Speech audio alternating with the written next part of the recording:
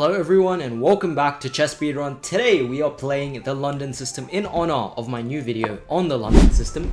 Now, okay, he plays the Dutch, and this is a good moment to take into account we can still play the London against the Dutch, so it works against a lot of different openings. We still play the move e3, and against d6, the normal move, we can play c3, we can play knight f3, which is a common move.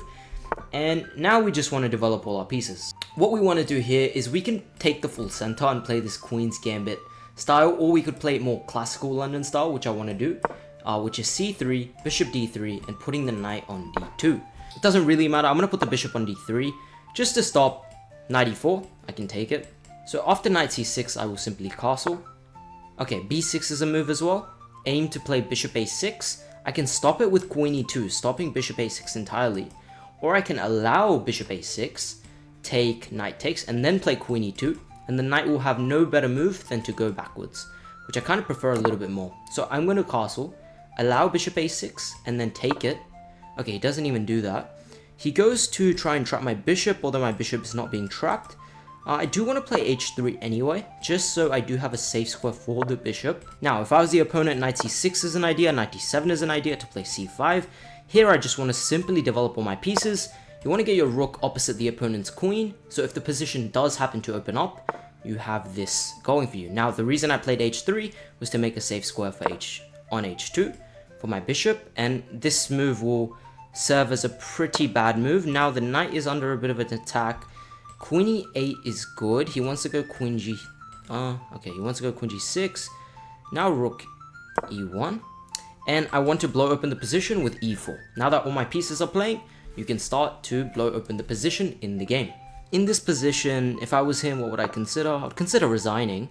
But if resigning is not an option, why would he just do this? So he gives up a pawn, and I don't understand this. Okay, I can just take. Knight takes, I take with the bishop. Once the rook takes, the pawn on e6 hangs with check.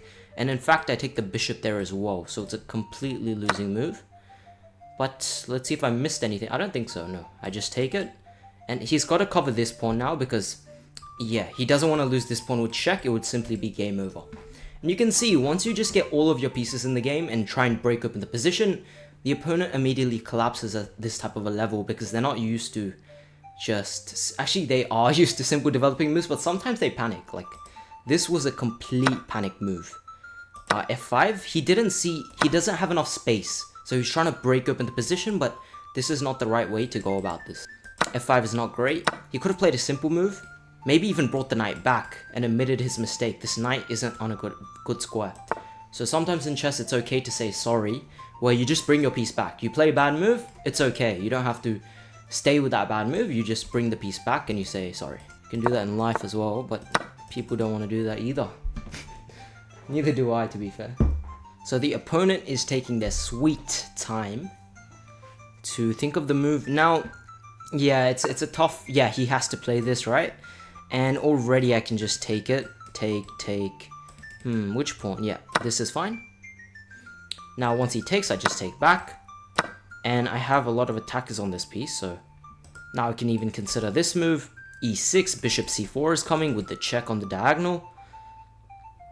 Once I go e6, I can even go knight e5, unveiling an attack here. Then knight g6, forking these pieces. Even bishop g6 would be an idea here. So it's falling. It's giving an L. Okay, no, he plays this move, and here I can take it because he is forking my queen and my bishop. So I shouldn't panic here. I could give a check on c4 first, and then take. Okay, let's take it first. Let's take. We can give a check. Yep, let's give a check. He can't take, of course, because I have too many defenders on this piece. Okay, let me not lose on time. Play e6. E6, I want to go knight e5, and... Yeah, so here I want to go knight e5. And I want to put the knight on f7, where it gives a check to the king. Then I can go queen d3, attacking this diagonal, and the game should be over. So the game should be over in a couple more moves, if I have calculated this correctly, which I have, because he'll run out of time. Time is an important factor, my friends. Okay, this isn't a great move. I can give this check. Okay, let's give the check first. Let's not run out of time myself. And okay, he runs out of time. We can check the game review. And yeah, it's +3 already, so the game is completely winning for me. And we'll check the game analysis. If you want to watch the game analysis, you can head over to YouTube, where there will be a game analysis. Okay, the game was pretty smooth from start to finish. And yeah, so we played the London against the Dutch, and e3 is very common. This is all theory at the moment. Here I would play c4 in a real game, but I want to demonstrate you can still play the London setup with c3. It's not necessarily bad. Now bishop e7, knight d2, bishop d3, b6, castle's fine. Played h3 here just to make an escape square for the bishop. Queen e2, computer prefers queen c2, queen e2 is fine as well. And let's keep going, knight d7, rook d1, good move. That's a good move. And this move, this is when I said he started to go wrong. And the reason he started to go wrong here is because this move serves no purpose. And if you remember, I was saying an idea is to bring the queen to g6, which he should have went for. Because once you play knight h5, this is kind of like a temptation move, where you're playing a move based on feeling. You're kind of like, okay, I want to take the bishop. But you have to see what the opponent's next move is. The opponent will, of course, bring the bishop back. And this knight now stands very poorly. It's always unguarded. He has to bring the queen to guard it, already bringing the most valuable piece to defend a piece on the side of the board. You don't want this. This is where it started to go wrong for him. Now, rook e1 is fine. I should have probably, I should have just straight away blown open the position because his pieces are all on weird squares. So I should have played e4 here. And the point of e4 is just to break open the position where my pieces are so much more active in the center. Okay, maybe taking with the bishop is better. And just trading these off. His best piece taking with the queen or knight. And look how active all of my pieces are. Okay, the computer prefers queen. And the point is you want to pile up on the pawn and attack this weakness. Now this pawn is a weakness. It can't push because I will take it. So yeah, of course taking with the queen is better. So yes, this happened. Okay, no, I'm not taking with the knight. And then he panicked here. He panicked. And I did mention this in the game. This is a complete panic move and it's plus 3.5. This is just a pawn. He might have thought that, okay, I can get the knight into the game, but maybe he didn't see that this pawn was hanging. That's what I'm assuming. And I can just take this. Now I can take again, and I can just take, and this is completely fine for me. I gave the check, I played e6, and he played well here. Knight e5 is a good move to go for this square. He actually played a good move here. And after the check, okay, the check wasn't great. I could have just given a fork and taken this and also defended f2. I'm actually not sure the move I would have played had he gone king g8, if I'm being honest.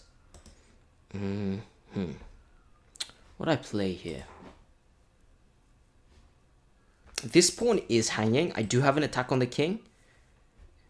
This e7 move is really tempting, but you will take this. So perhaps just defending this very simply with a move like... Okay, it's not so simple though. Knight f3, bishop takes, pawn takes. Yes, that's still better for me, but I don't think this is the best I can do. Okay, it is actually the best move. That's the only move I saw, but yeah, you kind of have to give this up. Even though you're taking with the pawn here, your pieces are just so dominant and they can't exploit the weakened king. So this was the game. I hope everyone enjoyed. You can play the London against the Dutch if you need to. If you want to check out my London video, it's in the description. And yeah, it's quite a good opening. We're up to 1935 rating. We're going to get up to 2500 by the time this is over. Maybe it'll be like a year, but we will get there. So I hope everyone enjoyed. Like the video if you did. Subscribe to the channel, the ReelChess channel in the West.